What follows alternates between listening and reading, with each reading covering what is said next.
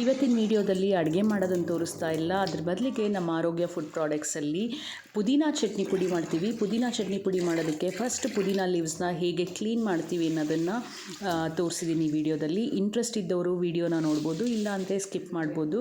First ಪುದೀನ ಎಲೆಗಳಿಗೆ ನೀರು ಹಾಕಿಬಿಟ್ಟು ಹಾಗೆ ಕಲ್ಲುಪ್ಪು, ಹುಣಸೆ ಹಣ್ಣು ನೀರನ್ನು ಸ್ವಲ್ಪ ಹಾಕಿ ಒಂದು 20 ನಿಮಿಷ ನೆನೆಸಬೇಕು. ನಂತರ 5ರಿಂದ 6 ಸರಿ ವಾಶ್ ಮಾಡಿದ್ರೆ ಎಲೆ ಎಲ್ಲ ಕ್ಲೀನ್ ಆಗುತ್ತೆ. ಬೈ ದ ವೇ, ಈ ವಿಡಿಯೋ ಮಾಡಬೇಕಾದ್ರೆ ನನಗೆ ಹೆಲ್ಪ್ ಮಾಡಿದ್ದು ಅಮ್ಮ. ನಾನು ವಿಡಿಯೋ ತೆಗಿತೀನಿ, ನೀನು ವಿಡಿಯೋ ತೆಗಿ, ನಾನು ಕ್ಲೀನ್ ಮಾಡ್ತೀನಿ ಅಂತ ಹೇಳಿ ಪಾಪ ಹೆಲ್ಪ್ ಮಾಡಿದ್ದಾರೆ. ಥ್ಯಾಂಕ್ ಯು ಸೋ ಮಚ್ ಅಮ್ಮ.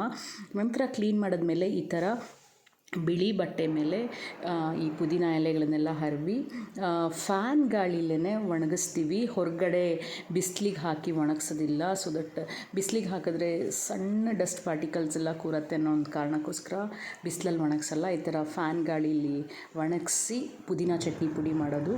ನಿಮ್ಗೆ ಯಾರಿಗಾದರೂ ಈ ಪುದೀನ ಚಟ್ನಿ ಪುಡಿ ಇಂಟ್ರೆಸ್ಟ್ ಇದ್ದು ಬೈ ಮಾಡಬೇಕು ಅಂತಿದ್ದರೆ ಈ ಒಂದು ಡಿಸ್ಪ್ಲೇ ಆಗೋ ನಂಬರ್ಗೆ ವಾಟ್ಸಪ್ ಮಾಡಿ.